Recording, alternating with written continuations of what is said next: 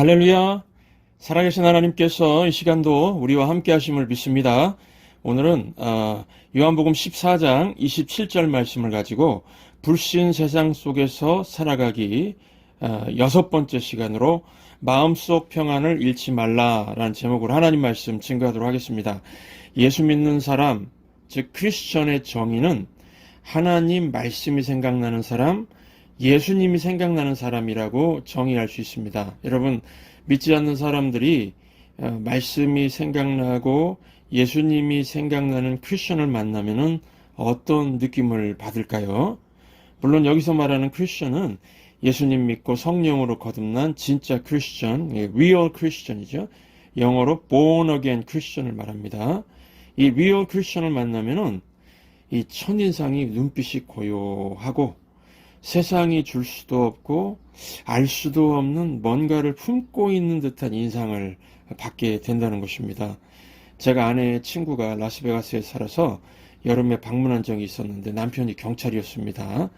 이 경찰들은 직업상 사람들을 관찰하지 않습니까?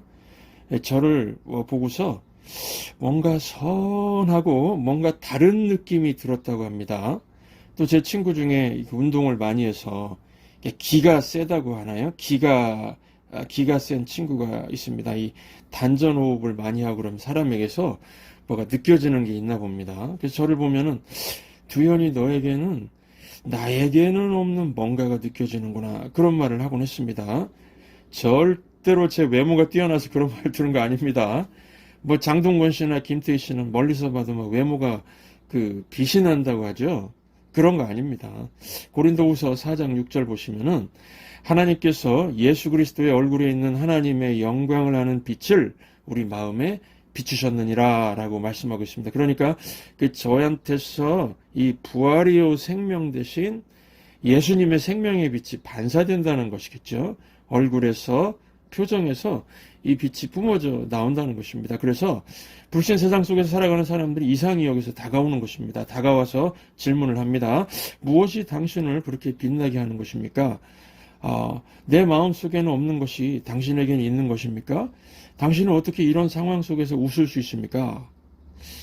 이게 사실은 저는 알아차리지 못하는데 남이 느끼고 남이 질문하는 겁니다. 여러분, 이게 크리스찬의 삶의 모습이라는 것입니다. 왜 이런 일이 일어날까요? 이 크리스찬의 마음 속에 있는 세상에 없는 평안, 크리스찬의 마음 속에만 있는 그 평안 때문에 그렇습니다. 세상 사람들에게도 평안이 있지 않습니까? 있지요. 그런데 차이가 있다는 겁니다. 오늘 27절 보시면은 평안을 너희에게 끼치노니 곧 나의 평안을 너희에게 주노라. 내가 너희에게 주는 것은 세상이 주는 것과 같이 아니하니라 라고 합니다. 크리스천의 평안은 세상의 평안과 어떤 차이가 있을까요? 첫 번째, 우리 세상 사람들의 평안은 어떤지 한번 보겠습니다. 세상 사람들의 평안은 어떻습니까? 세상의 평안은 종교심을 자극하는 평안입니다. 종교심을 자극하는 두 가지가 무엇입니까? 두려움 그리고 욕심입니다. 두려움과 욕심. 잠시 두려움 없애주는 게 세상의 평안입니다. 돈이 없어서 두려웠습니다. 그래서 돈 벌게 해줍니다. 돈이 생기면은요, 잠시 두려움이 없어집니다. 그런데, 갑자기 내 손에 돈이 이렇게 많이 생기면은 또 두려워집니다. 이거 누가 뺏어가면 어떡하나. 이거 잃어버리면 어떡하나. 또 다른 두려움이 생깁니다. 그래서 종교심 갖고는요, 평안 못 얻습니다. 또 욕심도 마찬가지입니다. 내가 갖고 싶은 거 얻으면 계속 기쁘던가요? 잠시 기쁘고 또 불만족이 옵니다. 저희 집 리빙룸에 컴퓨터가 한 대밖에 없었을 때 세 자녀가 이 컴퓨터 한 대 가지고 서로 사용하려고 갈등이 있었습니다. 그래서 이것을 보다 못해서 제가 중고시장 헤이코리안이라고 인터넷 헤이코리안을 쇼핑해서 쓸만한 것을 싸게 사서 각자 한 대씩 사줬습니다. 아빠 고마워. 처음에만 이 한마디 들었습니다. 지금은요, 이 막내딸이 불만족스러워합니다. 이유가 무엇일까요? 컴퓨터 게임을 마음껏 하고 싶은데 컴퓨터가 그 정도까지는 받쳐주지 못한다고 불만족하고 있습니다. 하영이가 컴퓨터가 없었을 때는요, 컴퓨터만 있어도 기뻐했는데 지금은 어떻습니까? 더 좋은 컴퓨터가 없어서 불만족스러워하고 있습니다. 보십시오. 사람은 욕심의 존재이기 때문에 갖고 싶은 거 생겼다고 영원히 그것 하나로 만족할 수 없다는 겁니다. 중고차만 타고 다니는 사람은 새 차 사서 타고 싶지요. 그런데 이제 정작 새 차 사면은 좋아하는 마음이 계속 갈까요? 한 5년만 지나 보십시오. 자기 차가 옛날 차라고 말하면서 다른 사람 뭐 신형차 사는 것 보고서 또 불만족스러워 할 겁니다. 또 다른 차 사고 싶을 겁니다. 그래서 세상의 평안은 환경에 따라 바뀌게 되니까 일시적입니다. 오래가지 않습니다. 제가 가난한 유학생이었을 때는요, 고기가 먹고 싶을 때 차이니스 푸드 식당 가서 기름에 튀긴 그 치킨윙이라고 있습니다. 치킨윙, 닭날개, 그것을 사서 먹었습니다. 가장 싼 닭고기면서 양이 많았기 때문에 그때는 저한테 최고의 고기였습니다. 막 기름에 막 튀기는 거죠. 그런데 이제는요, 식탐이 생겨가지고 입맛이 바뀌어가지고 차이니스 치킨 윙으로는 불만족스러워져 버렸습니다. 적어도 그 페리카나 양념치킨 정도 먹어줘야 만족이 옵니다. 그러면은 나중에는 이 페리카나 양념치킨으로 만족할까요? 또 다른 것에 식탐이 생기겠죠. 그래서 여러분, 두려움과 욕심을 자극하는 세상 종교심으로는 참된 만족이 없다는 겁니다. 우리 속담에도 이발을 하면은 하루가 즐겁고, 가전제품 사면요 일주일이 즐겁고, 자동차를 사면 한 달이 즐겁고, 승진을 하면 1년이 즐겁고, 결혼을 하면 3년이 즐겁다, 이런 말이 있습니다. 이게 무슨 뜻입니까? 뭐 하루, 일주일, 1년, 뭐 3년 시간의 차이는 있지만 세상이 주는 평안은 일시적인 거라는 겁니다. 인터넷을 검색해 보시면은 평안을 주는 그림이란 제목의 글이 있습니다.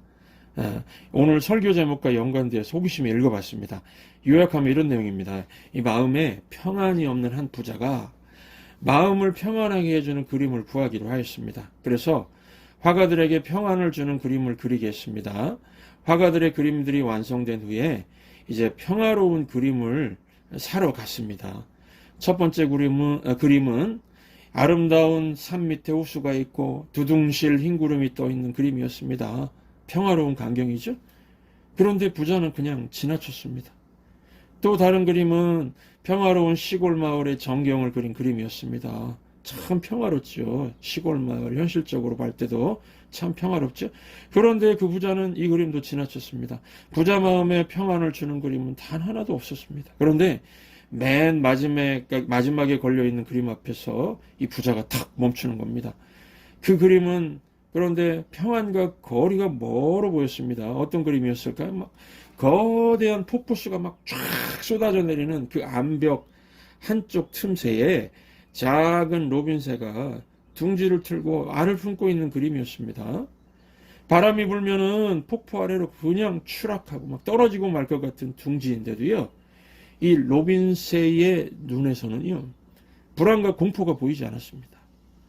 그래서 이 부자는 그 그림을 보고 평안을 얻어서 비싼 돈을 주고 샀다고 합니다. 사람들이 좋은 그림은 다 놔두고 하필 그런 그림을 사는 이유가 무엇입니까? 라고 물었을 때 부자가 뭐라고 대답했을까요? 이게 부자의 대답입니다. 이 세상에 평안한 환경이란 있을 수 없습니다. 그러므로 진정한 평안을 얻는 길은 이 로빈새처럼 불안한 상황에도 요동치 않고 평안을 유지하는 것입니다. 여러분, 지금 이 부자가 세상이 주는 평안의 한계를 정확하게 말하고 있죠? 환경 때문에 평안한 거 그거 일시적이 오래가지 않는다는 겁니다. 뭐 돈이 있어서 평안한 것, 환경이 좋아서 평안한 것, 권세가 있어서 평안한 것은 얼마 있지 아니해서 다 무너집니다. 마음의 평화가 없으면 환경의 평화는 얼마 있지 아니하면 다 사라지고 마는 것이라는 겁니다. 그러면은 여러분, 어디서 우리는 참된 진정한 평안을 얻을 수가 있을까요? 절대 평안이죠. 일시적인 게 아니고 어디서 얻을 수 있습니까? 크리스천입니다. 크리스천, 예수 믿는 사람. 그래서 두 번째, 크리스천이 누리는 평안은 어떤 것입니까? 우리가 지금 예수님의 마지막 설교 내용을 살피고 있는데요. 이 설교 끝나면은 예수님은 십자가를 지셔야 합니다. 십자가 지시기 전에 예수님은요, 세상의 평안과는 전혀 다른 예수님만이 주시는 평안을, 그죠? 예수님만이 주실 수 있는 평안을 말씀하고 있는 겁니다. 도대체 어떤 평안일까요? 세상의 모든 종교는 두려움과 욕심 해결해서 평안을 찾으려고 하는데 예수님은 no, 아니라는 겁니다. 진정한 평안은 하나님과 관계 회복이 이루어질 때 가능하다는 것입니다. 그래서 예수님께서는 우리 현재, 과거, 미래의 모든 죄를 대신 다 짊어지시고 우리 죄를 짊어지시고 그 속죄, 하나님 앞에서 그 대속, 죄값 치르려고 하시는 거라는 겁니다. 여러분, 예수님이 이 땅에 오시기 전에 성자 예수님이 성부 하나님, 그죠? 십자가 구속에 대해서 성부 하나님과 정하신 게 있습니다. 누구든지 예수님의 십자가를 붙들고 나오면 하나님이 반드시 만나주시겠다고 하는 약속이었습니다. 약속. 다른 길은 성부 하나님이 오케이 안 하시겠다는 겁니다. 짐승의 피도 안 되고 인간의 선행도 안 되고 고행도 안 되고 무슨 규칙이나 의식을 만들어서 되는 것도 아니고 오직 십자가뿐이라는 겁니다. 그래서 로마서 5장 10절 보시면 곧 우리가 원수 되었을 때에, 거룩하신 하나님과 원수 되는 것 우리 죄 때문입니다. 죄가 있어서 하나님 앞에 못 가니까요. 우리가 원수 되었을 때에 그의 아들의 죽으심으로 말미암아, 십자가의 속죄함이죠, 하나님과 화목하게 되었은즉 이라고 말씀하고 있습니다. 보십시오. 하나님과의 관계를, 화목한 관계를 회복하는 유일한 길은 예수 그리스도의 십자가뿐이라는 것입니다. 여러분, 하나님과 이 관계, 화목한 관계, 그리고 편한 이 사랑의 관계가 회복이 되면요, 이 우리 영혼의 기쁨, 이 즐거움의 파도가 막 쫙 밀려오는데요. 이 즐거움의 파도가 밀려오면은 모든 장애를 다 쓸어버립니다. 그래서 우리가 예수 믿으면은 여러분 항상 좋은 환경에 살게 되는 건가요? 아닙니다. 우리 예수 믿어도 나쁜 환경 주어집니다. 그런데 세상의 평안은 나쁜 환경이 되면은 깨지고 사라지는데 예수 그리스도로 말미암아 성령께서 주시는 평안은 절대로 깨지지 않고 사라지지 않습니다. 환난 중에도 하나님의 백성에게 있는 그 평안 사라지지 않습니다. 창세기의 요셉이 하나님을 철석같이 믿고 살았는데 환난이 많았죠. 애굽의 노예가 되었고 또 그 보디발 장군의 집에서 일할 때 그 부인이 그 부인 보디발 장군의 보디발의 부인입니다. 이름도 몰라요, 성도 몰라요. 그 아줌마 유혹도 받았습니다. 유혹을 뿌리치고 말씀을 지켰지만은 감옥에 들어가지 않았습니까? 그런데 그런 환경 속에, 환난 속에서도, 나쁜 환경 속에서도 요셉의 얼굴에는 어둠이 없었습니다. 평안이 깨지지 않았습니다. 놀랍지 않습니까? 여러분, 하나님과 화평의 관계를 맺고 하나님 말씀을 따르면요, 성품이 바뀝니다. 성품이 바뀝니다. 성품. 그래서 이 성품이 바뀌니까 평안을 유지할 능력이 생깁니다. 여러분, 세상의 종교심과 그래서 차원이 다른 것입니다. 두려움과 욕심 해결해 주겠다고 자극하는 세상의 종교심 가지고는 성품이 바뀔 수가 없습니다. 오히려 더 큰 두려움과 더 큰 탐욕에 빠지게 될 뿐입니다. 그래서 내가 종교 하나 가지면 평안이 찾아오겠지. 종교 하나 가지면 평안이 찾아오는 게 아니라 하나님과 인격적인 관계와 하나님 말씀을 따를 때 평안이 주어지는 것입니다. 여러분, 하나님과 인격적인 관계 속에 있으면요, 세상이 알지 못하는 하나님의 위로가 임합니다. 그러면은 상황이 어려움에도 불구하고요, 불평이 나오질 않습니다. 나쁜 환경인데 이거보다 더 큰 하나님의 위로가 부어지거든요. 예를 들어서 이런 겁니다. 어떤 여자 청년이 폭우 속에서 비를 맞고 있습니다. 지나가는 자동차가 물까지 튀기고 막 오물이 튀기고 충분히 불행한 상황입니다. 빗길에 신발이 꺾여가지고 넘어지고 최악으로 불행합니다. 그런데요, 마음속에 평생 사모하는 그 오빠가 쫙 나타나서 자기 외투를 벗어주면 미치겠죠. 거기다가 가지고 온 우산을 받쳐주면서 어깨동무를 하면서 내가 너를 보호해 줄게. 그러면서 커피를 뽑아주고 함께 마신다면은 미치도록 행복한 거 아닙니까? 복으로 인해서 고난이지만 그것을 극복하는 위로와 만족감이 있지 않습니까? 이유가 무엇입니까? 그 오빠가 주는 위로. 너무 크기 때문입니다. 여러분, 우리도 마찬가지입니다. 하나님의 자녀들은요, 이 세상 무슨 환난 중에도 항상 크신 하나님의 위로를 느낍니다. 우리 하나님 아버지가 계시니까요. 그래서 평안합니다. 평안 중에도 찬양이 흘러나옵니다. 이게 이 성도의 능력이죠. 고난 속에서 찬양이 흘러나온다는 거는 이거는 있을 수가 없는 일 아닙니까? 예, 장례식에서도 찬송을 부르잖아요. 예, 찬송, 찬양이 흘러나옵니다. 나의 길 오직 그가 하시나니 내가 정금같이 나오리라. 믿지 않는 어떤 사람들은 고난이 임해서 자살하고 망합니다. 그런데 크리스천은 고난 때문에 더 깨끗해지고 더 강해집니다. 정금이 됩니다. 차이가 무엇일까요? 날마다 하늘로부터 하나님의 큰 위로가 부어지고 마음속에 이 평안이 유지되기 때문입니다. 여러분, 마음속에 주님이 주시는 이 평안이 부어지면은요, 우리 영혼에는 생명의 빛이 비칩니다. 그러면 모든 환경을 뛰어넘고 이기게 됩니다.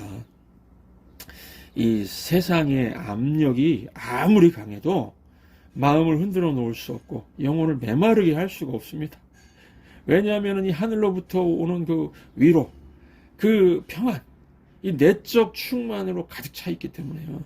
여러분, 이 내적 충만을 성령 충만이라고 합니다. 보혜사 성령님이 우리 안을 꽉 하늘의 것으로 채워주십니다. 그래서 이 필립 얀시라고요. 아주 미국 사람이고 이 책들도 많이 쓰시는데, 이 필립 얀시의 책에 나오는 이야기인데요. 한 번은 큰 획 잠수함이 좌초되었다고 합니다. 바다 깊숙이 침몰되니 이 수압에 의해서 막 10cm 넘는 이 철판이 휴지 조각같이 구겨졌다고 합니다. 그런데 놀라운 것은요, 그 바닷속 그 엄청난 수압이 있는 곳에서 예쁜 물고기들이 유유히 헤엄치고 있었다고 합니다. 얇은 살가죽, 부드러운 모습의 물고기였다는 것입니다. 어떻게 이것이 가능했을까요? 외부의 압력을 이겨내는 물고기 내부의 압력이 있었기 때문입니다. 여러분, 이 불신 세상에서 살아가는 많은 사람들 보십시오. 이 세상 현장 한번 보십시오. 각자 이 많은 압력을 받아서요, 여러 가지 압력을 받아서 막 종이처럼 구겨지는 삶을 살지 않습니까? 그 얼굴부터 구겨져 있잖아요. 이런 곳에서 우리 성도들은 물고기처럼 유유히 살아가면서 사명을 감당하는 것입니다. 어떻게 이것이 가능하다고요? 요즘에 뭐 심리학 책, 또 상담학 책들이 주장하는 거 뭡니까? 적극적인 사고방식, 마음의 수양, 독서 많이 하기 등등 여러 방법론을 제시하면서 마음의 평안을 찾을 수 있다고 하는데, 이런 것으로는 세상 외부의 압력을 견딜 수 없습니다. 우리 스스로에게는요, 세상 환경의 압력을 이길 내적인 힘이 없습니다. 오직 예수님께서 보내신 성령으로 충만할 때만이 외부 압력을 이길 수가 있는 것입니다. 그래서 주님이 주시는 평안은 문제 없음, 근심의 부재가 아니라 여러분, 내적인 힘입니다. 이 평안, 샬롬이라고 하죠. 이것은 문제 없음, 근심의 부재, 이게 아니고요. 모든 것을 이겨낼 수 있고 모든 것을 극복할 수 있는 가능케 하는 힘입니다. 내적인 파워입니다. 여러분, 우리 성도들이 오늘 말씀을 듣고 평안으로 충만해진다면 제 생각엔 전도가 쉬워질 것 같습니다. 세상과 차별화된 절대 평안을 누리는 것을 보고 불신자들이 도움을 구하러 오지 않겠습니까? 나에게는 당신 같은 힘이 없습니다.